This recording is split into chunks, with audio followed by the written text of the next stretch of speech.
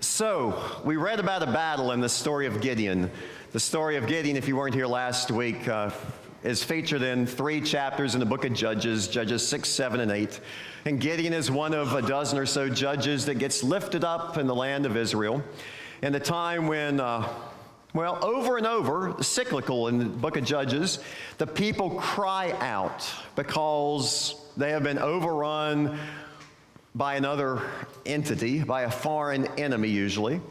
And usually it's because of their own calls. They have done what is evil in the sight of the Lord. So they call out, they cry out for help, for forgiveness, for God's mercy. And over, God hears them, raises up a judge, rescues them, frees them. And then the same cycle starts over and over and over again. So in the book of Judges chapter 7 follows Judges 6. And Gideon has been selected. You were here last week to hear a little bit about Gideon's name, and it could be a mighty warrior, but God is also foreshadowing what Gideon's going to happen to Gideon. He will be a mighty warrior.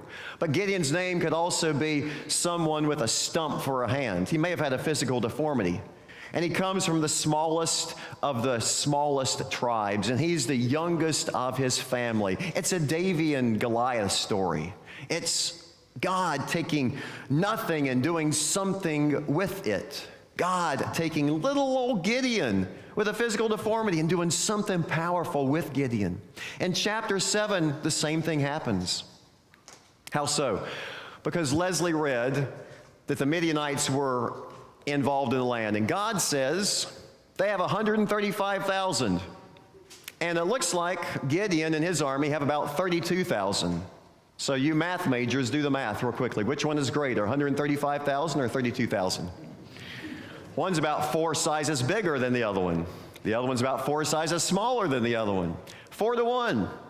But God says, you know what, 32,000, that's still way too big. We're going to do something that God likes to call downsizing. You ever heard of that? Anybody been downsized? This was not of the devil. This was not of Satan. This was of God, downsizing. Sometimes God says we need to do more with less. Sometimes God says, in order for you to be raised up, sometimes you got to have some stuff left out there. Sometimes you got to get rid of that sin in order to be more holy. Sometimes you got to be reminded how small and humble we are and how great God is.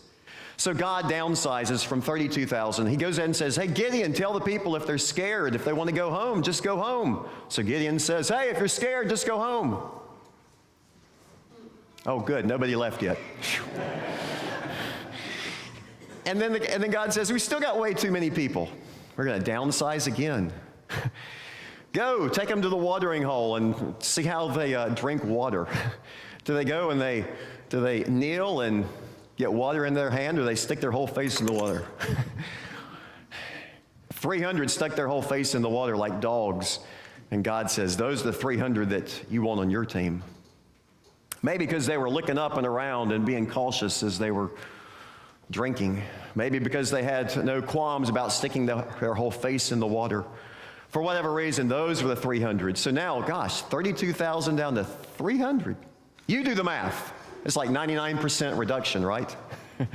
99%. How would you like to have your bank account reduced by 99%? Your 401k, your family, even your waistline, no thanks, not 99%. Not 99% reduction, man. God still needs 300. God still needs 300. Servants of Christ, servants who can do things, servants who stick their face in the baptismal waters, and as Martin Luther said, whenever you wash your face, remember your baptism. God still needs us who have been baptized to be in the Lord's army, as that childhood song used to go. I am in the Lord's army. So God used those 300 with Gideon to do something. With smoke and mirrors. With candles and with jars and with trumpets. It doesn't say anything about weapons. No weapons. God says you, Gideon, and the 300, and your trumpets and jars and torches. I need you to do something. I need you to defeat the Midianites. And just like Gideon, once upon a time, looked up scared, who, me? Are you calling me to do this, God? Now Gideon and those three are saying, me? Us? We don't even have any weapons. 300 against 135,000? But God says, this is what it takes in order to show you my glory. So it's a wonderful battle that gets staged, and it's along the lines of any of those, if you're a historian who know the battles about George Washington, the Battle of Trenton and Valley Forge and wherever else, those battles that George Washington fought. He lost several, but he also had some really neat things when he outmaneuvered the redcoats and so forth. Gideon, in this case, does the same. Gideon divides the 300 into three groups of, well, you do the math, even groups, right? 300 divided by 3. And so they're not even three, now they're 100, but they surround, because they're on the hills, and they surround the Midianites. By the way, the Midianites are descendants of Abraham. A guy named Moses married a Midianite woman once upon a time. They are family, kind of like the Americans fighting the British in the Revolutionary War. Here they are, the Israelites, at least from the land of Gideon, the Gideonites fighting the Midianites. So that part of it's sad. You're fighting their cousins. But the Midianites have become pretty bad. They were running through the land and stealing whatever they could steal and taking people's farm crops and doing whatever. And they had this great weapon among them. They had camels. 135,000 people and camels that they couldn't even count. Camels galore. And the camels allowed them to travel great distances quickly. The camels show back up later in the book of Judges, but for now, that's kind of the situation. And Gideon and his army surround them, and the Lord says to Gideon, tell them to say, for the Lord and for Gideon. And you know what those troops do immediately? They don't even follow the order very well. They change the words. Leslie read it. They don't say for the Lord and for Gideon. Well, they do, but they also add something. A sword for the Lord and for Gideon. And they don't even have a sword.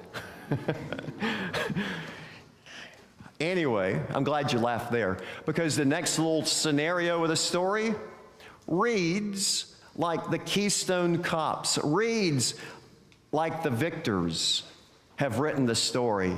Because the Midianites get scared when they hear the jars break. They get scared when they hear the trumpets sound. They get scared and confused when they look up and see 300 torches. And they start running and bumping into each other. And the text says they end up stabbing each other with their own swords. So that's the silly part and the funny part and the sad part, and where the swords come in. Gideon and his troops don't even have swords. But the Midianites do, and it says they stab each other, and they run, and they flee, and they are scared. That's the story we heard today about Gideon and how God was with him and how God brought him to victory. But go back to verse 2. The verses aren't numbered in our bulletin, but it says, here was the reason why things were downsized. Because if we don't downsize you, God's not going to get the credit, and you're going to think that your own arm delivered you, that your own hand gave you the victory. Remember, Gideon might not even have a hand. I'm not saying he did. He might not even have a hand, or he has a stump for a hand. Eventually, the Israelites tell the story that Gideon won the victory with one arm tied behind his back. That's because God was his right arm.